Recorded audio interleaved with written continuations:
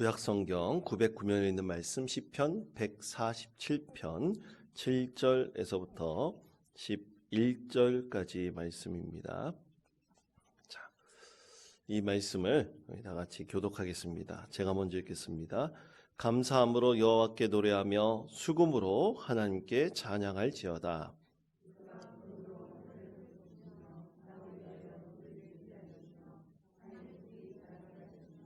들짐승과 우는 까마귀 새끼에게 먹을 것을 주시는도다.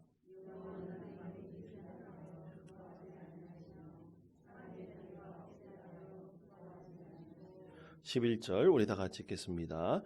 여호와는 자기를 경외하는 자들과 그의 인자하심을 바라는 자들을 기뻐하시는도다. 아멘. 할렐루야.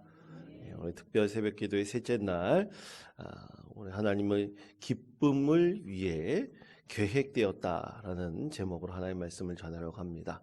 오늘 이렇게 셋째 날 나오셔서 우리 끝까지 하나님 주신 말씀의 은혜를 깊이 묵상하시며 우리 다섯째 날까지 꼭 감당하셔서 하나님의 진정한 기쁨이 되는 믿음의 성도들 되시기를 바랍니다. 여러분, 그런 의미에서 우리 옆 사람과 함께 인사하겠습니다. 서로 주님의 은혜 충만히 누립시다. 함께 인사하겠습니다. 주님의 은혜를 충만히 누립시다. 인사하겠습니다. 감사합니다. 죄송합니다. 새벽에 화장도 안 하시고 오신 분들도 계신데 그래도 마스크 쓰셨지 않습니까? 우리 예쁘고 사랑스러운 얼굴로 하나님께 예배할 수 있는 믿음의 성도 되었으면 좋겠습니다. 어제 하나님 말씀 전할 때 실존주의 철학자인 장폴 사르트르가 인간은 그냥 세상에 던져진 존재다라고 그렇게 말씀을 드렸습니다. 아무 계획 없이 그냥 그는 태어났다라고 주장을 했는데요. 사실 이것이 사람들에게 굉장히 센세이션을 일으키고 이것을 받아들이게 되었습니다. 그런데 여러분, 이것은 한 사람, 한 철학자의 개인적인 입장, 자기의 사상이나 자기의 철학을 말하는 그런 입장에서는 가능할 수 있겠지만 우리가 믿는 하나님, 이 세상 모든 만물을 창조하신 하나님 입장에서는 도저히 말이 안 되는 얘기입니다. 어불성설이죠. 있을 수가 없는 일입니다. 여러분, 요즘에 인기 있는 드라마 중 현재는 아름다워라는 드라마 있습니다. 보시는 분 계시죠? 예. 저도 잘 보고 있습니다. 근데 그게 보면 이 현재라는 그 주인공의 형이 이 사랑하는 여인과 결혼을 했는데 임신을 하게 됐더라고요. 아기를 갖고 싶었지만 이 둘이 나이가 많아가지고 잘 되지 않다가 드디어 아기를 갖게 되었습니다. 아기를 갖게 되니 너무나 기쁜 거예요. 그래서 그 남편이 하는 행위가 참 인상적이기도 하고 참 마음이 공감이 되더라고요. 택배로 아기 물건을 사가지고 또 성별이 뭔지도 모르는데도 신발이나 옷이나 남자나 여자나 되는 그 사내아이나 여자아이나 옷을 사놓기도 하고 또 책들을 다 주문해가 자기가 읽어보더라고요. 그래서 나중에 아기가 태어나면 이 책을 자기가 다 읽어주겠대요. 또 그리고 클래식 음악을, 생전 들어보지도 않던 클래식 음악을 자기가 듣기도 하고, 또 모르겠습니다. 또 어떤 일들이 또 일어날지 잘 모르겠지만 태어난 아기에 대한 참 감사하는 마음과 기뻐하는 마음이 있고 또 이 아기를 위한 참 많은 계획을 가지고 있는 것을 그 드라마를 통해서 볼 수 있었습니다. 드라마니까 그건 픽션 아닙니까? 그건 사실이 아니지 않습니까? 넌픽션 아닙니까? 그렇게 말씀하시는 분들도 계실지 모르겠지만 볼 때마다 참 공감되는 부분도 참 많이 있습니다. 여러분, 이처럼 자녀가 우리의 아기가 된다는 것, 아기가 태어나서 우리의 자녀가 된다는 것은 우리에게는 너무나 큰 기쁨이고 감사의 제목입니다. 이처럼 하나님께서는 우리를 창조하실 때 그냥 우연히 창조하신 것이 결코 아닙니다. 그리고 우리를 믿음의 자녀, 하나님의 자녀 삼아주셨을 때도 그냥 우연히 삼아주신 것이 결코 아닙니다. 하나님께서 우리를 진정한 기쁨의 자녀, 하나님께서 우리를 계획하시고 창조하실 때 하나님께서는 우리가 진정 하나님의 기쁨이 되기를 간절히 원하시는 그 마음으로 우리를 창조하셨습니다. 자, 오늘 우리에게 주신 하나님의 말씀 시편 147편 10절에서부터 11절까지 말씀을 우리 다 같이 10절, 11절 말씀을 우리 다 같이 한 목소리로 읽겠습니다. 여호와는 말이 힘이 세다 하여 기뻐하지 아니하시며 사람의 다리가 억세다 하여 여호와는 자기를 경외하는 자들과 그의 인자하심을 바라는 자들을 기뻐하시는도다. 아멘. 자, 하나님께서 우리를 자녀 삼아 주실 때는 분명한 이유가 있습니다. 그것은 우리가 하나님의 기쁨이 되기를 간절히 원하기 때문입니다. 그래서 오늘 시편 147편 10절 그 말씀을 보시면 힘이 있고 지혜로운 자녀들, 그 자녀들만을 하나님께서 특별히 선택하셔서 너는 참 능력 있는 자녀니까, 지혜로운 자녀니까, 너에게는 아주 특별한 달란트, 재능이 있으니까 내가 너를 내 자녀로 삼아주셨다. 그래서 네가 나의 기쁨이다 라고 말씀하지 않으십니다. 오늘 말씀대로 특별히 힘이 세고 또 말 잘하는 자녀들, 그 자녀들만 하나님께서 기뻐하시는 것이 아닙니다. 오늘 하나님께서는 11절 말씀에서 분명히 말씀하시죠. 여호와를 경외하는 자들과 그를 인자하심을 바라는 자들을 기뻐하신다라고 우리에게 분명히 말씀하고 계십니다. 여러분 한번 생각해 보십시오. 사실 우리 자녀들 모두는 우리에게 기쁨이 됩니다. 말썽 피우는 자녀도 기쁨이 되고, 또 그리고 좀 부족한 것이 있더라도 그 자녀는 우리에게 큰 기쁨의 제목이 됩니다. 그런데 여러분, 자기 능력이 세다고 하고 또 잘났다고 해서 이 세상에서 부모 없이 사는 자녀들도 있습니다. 없는 것처럼 사는 자녀도 있습니다. 1년에 한 번도 연락하지 않고 찾아뵙지도 않는 자녀가 있다면 참 우리 마음으로는 안타깝고 사랑하는 마음이 있지만 또 그 자녀를 위해서 참 마음이 힘들고 어려운 분도 계십니다. 그렇게 기쁨의 자녀가 되지 않을 수도 있습니다. 물론 말썽 피우는 자녀도 더 그러겠죠. 그렇지만 여러분, 부모를 자주 찾아뵙고 연락도 드리고 또 그 부모와의 관계에서 참 친밀하며 자기 마음으로 드릴 것을 참 마음으로 잘 감사하며 표현하는 그런 자녀들이 있다면 그 자녀들은 우리에게 더 기쁨이 됩니다. 오늘 하나님도 마찬가지이십니다.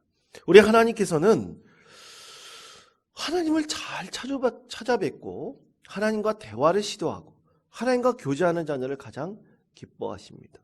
그럼 하나님을 잘 찾아뵙고 또 하나님과 교제하며 하나님과 그 기쁨을 함께 나누는 자녀는 어떤 자녀입니까? 바로 하나님을 예배하기를 기뻐하고 즐거워하는 자녀입니다. 여러분, 하나님께 기쁨을 드리는 가장 큰 행위는 바로 예배입니다. 예배가 하나님께 우리의 기쁨을 가장 즐겁게 드리고 더 감사로 드리는 것, 그것이 바로 예배입니다.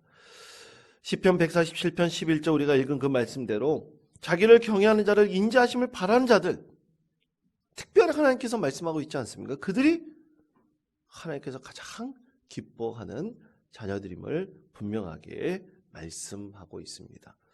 그러면 여러분, 예배의 범위는 어디까지일까요? 예배의 범주는 어디까지?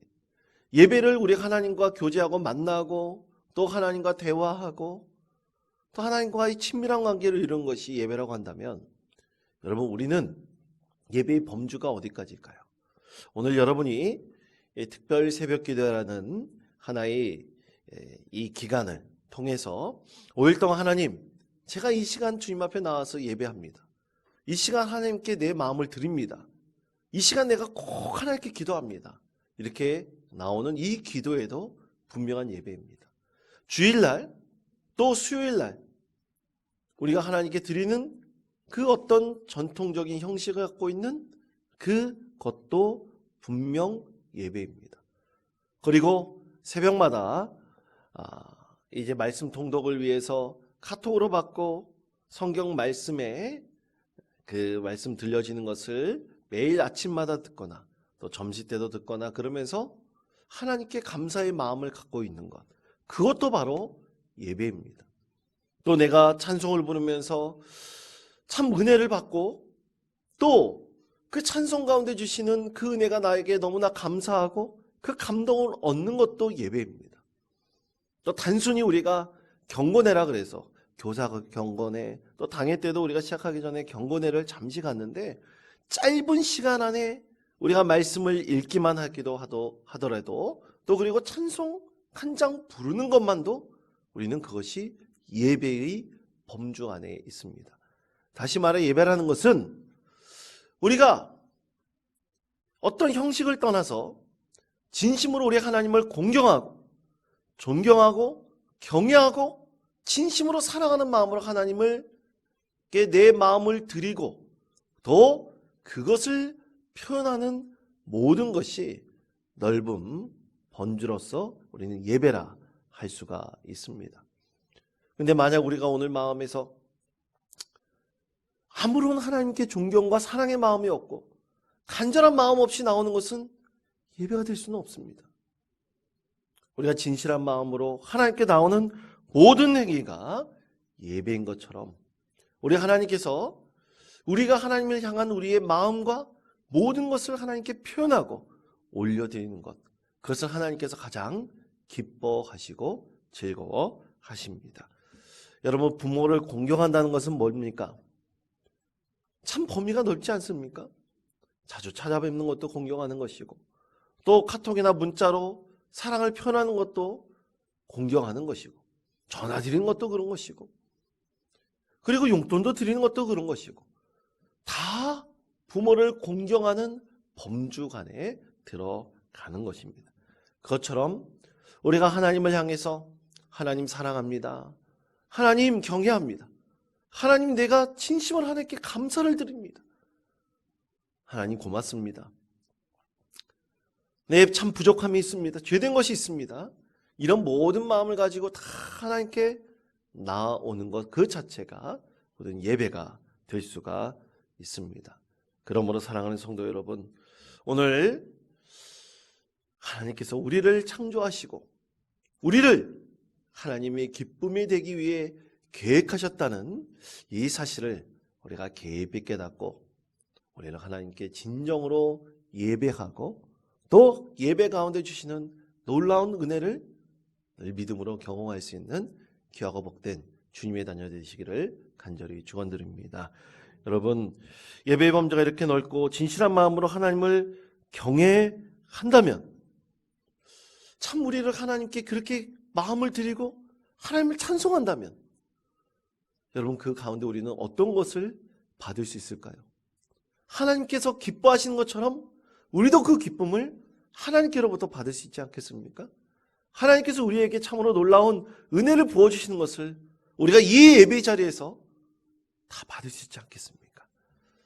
그것을 진심으로 경험하며 또 하나님 주신 은혜를 충만히 누릴 수 있는 우리 믿음의 성도 되시기를 간절히 축원드립니다. 그리고 특별 새벽 기도에 5일 동안 꼭 참석하셔서 나는 하나님의 기쁨을 위해서 계획된 존재라는 사실을 깊이 깨닫고 하나님께 감사와 영광을 올려드리는 참으로 믿음의 삶, 그리고 하나님께 진실하며 신실하며 거짓된 삶이 아니라 하나님께서 우리를 기뻐하시고 하나님의 계획하시기에 창조하셨다는 사실을 믿고 그 믿음으로 이 세상 모든 죄악 가운데 승리할 수 있는 복된 주님의 자녀 되시기를 간절히 축원드립니다.